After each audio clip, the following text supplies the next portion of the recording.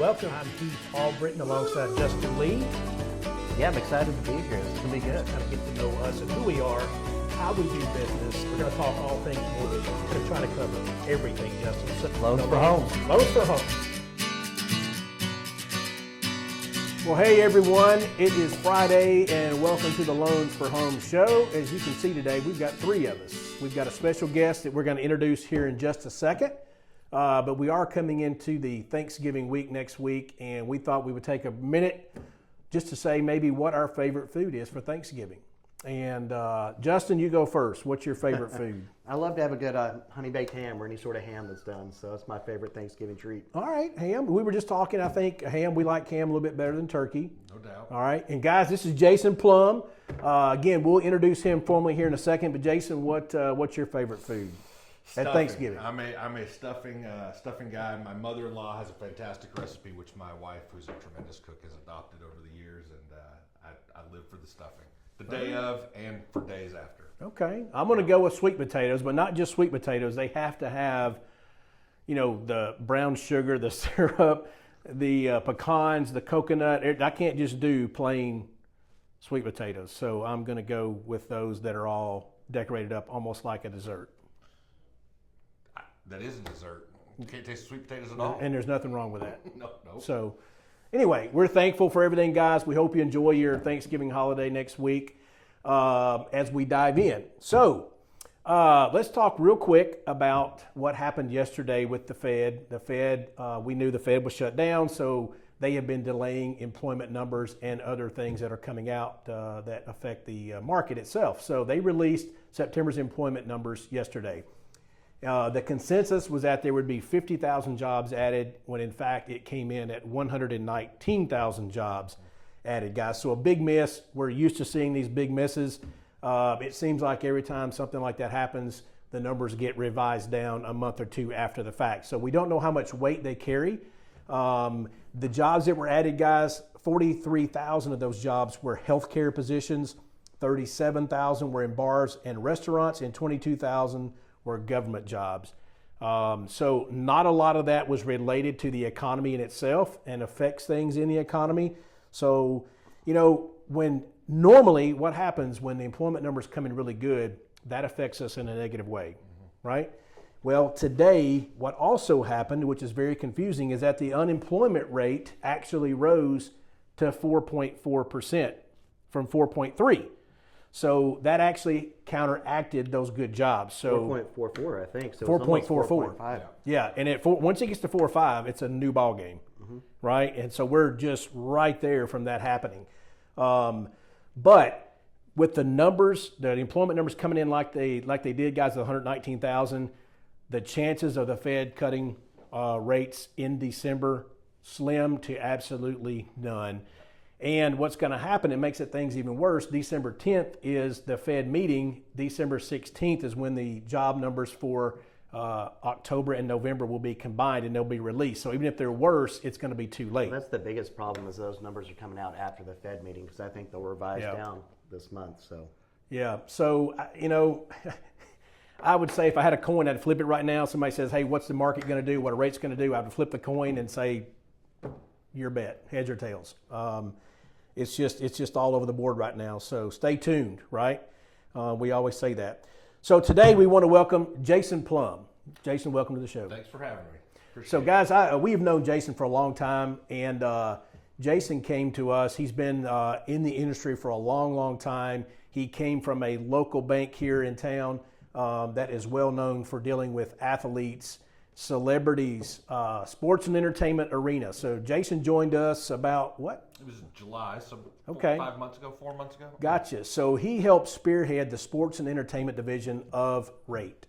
So he specializes in that niche product, guys. If it's an athlete or a celebrity or something like that, high net worth clients, they specialize in that. And they do a very, very good job of that. I mean, some of their clientele is just off the charts. But Jason, if you would just kind of tell our audience real quick, kind of what you do, what your customer looks like, and maybe, if someone out there has a need for that, what you might be able to do. Yeah, absolutely. So I kind of grew up in banking in the sports and entertainment world. And one of the first things that you learn is they don't look like the rest of us. The way their cash flow is generated, the kind of ebbs and flows of that is just different. We have musicians that sometimes their cycle is they release an album one year, they tour this year after that in support of that album, and the third year they take off. A traditional W-2 borrower or even self-employed, typically has pretty consistent income. When you're looking at someone on the entertainment side, that's not how it works. So really what we do and what myself and Mike Buffler, who I team with here, we do is help our underwriters understand how that works. They are picking it up, they've got it, but really it's explaining to them the difference between what a more traditional borrower looks like and someone that's in that world. Athletes are a little bit different in that they typically have guaranteed contracts. Some of those are shorter term, some of those are longer term. The longer term ones tend to be a little bit easier of an underwrite. But shorter term contracts is something that a lot of lenders can't do, can't look at a 1-year deal. And we will be able to look at that and kind of project out. Another thing that we do is a lot of times with ex-athletes or entertainers that are maybe in a little different part of their career after they're maybe winding down, is we can look at not just using traditional income sources. We can look at their royalty income, or we can look at the wealth they've built up over the years and look at that rather than, again, a traditional cash flow the way we would normally look at most borrowers. Yeah, and I would say too, these people that you're dealing with, Jason, they have a lot of income and a lot of times, but maybe it's not as easy to verify. Maybe, like you said, it's a short-term contract, but boy, it's a lot. Maybe a $30 million 1-year contract, right? Yeah. Or they may have $40 million in the bank, and they're saying, "Look, I'm buying a $3 million home. I need a $2 million loan." Well, obviously, and the underwriters that you're presenting this to know, hey, the money is there. They've got the assets to pay for this thing, and that's when.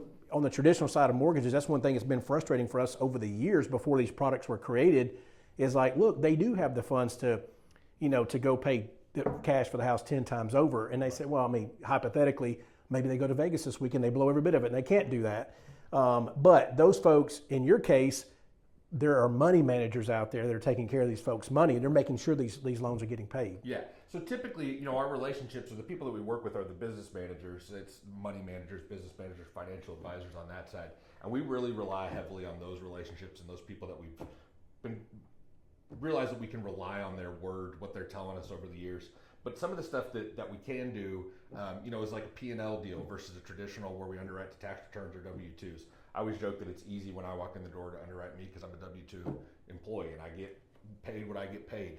You've got an athlete or really more specifically an entertainer that walks in the door that, again, maybe they haven't had the income over the last 12, 24 months, but they've got a new project, a new movie, a new TV show, they're releasing a new album or have songs that have hit the charts.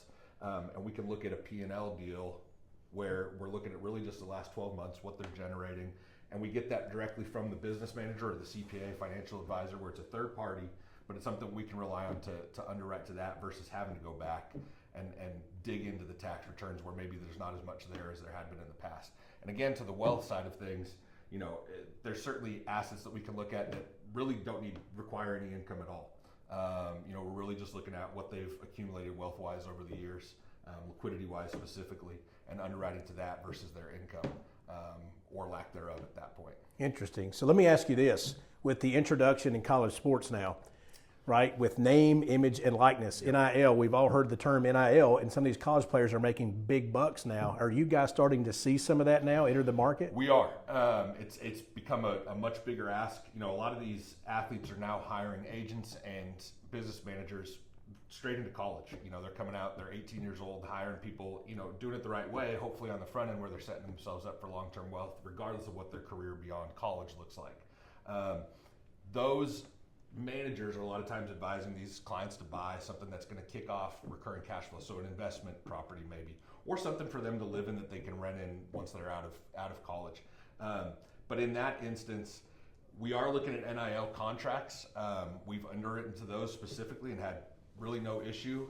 Even on a 1-year NIL deal, those are typically 1 to 2 year deals. One right now and rolling. It sounds like they make it a little bit longer. The most interesting part of that is it feels like it's just a constantly changing environment. With now the schools being able to pay the players directly is going to change things. There'll certainly be contracts there, along with the outside the boosters or whatever they're using on to get paid on the NIL side.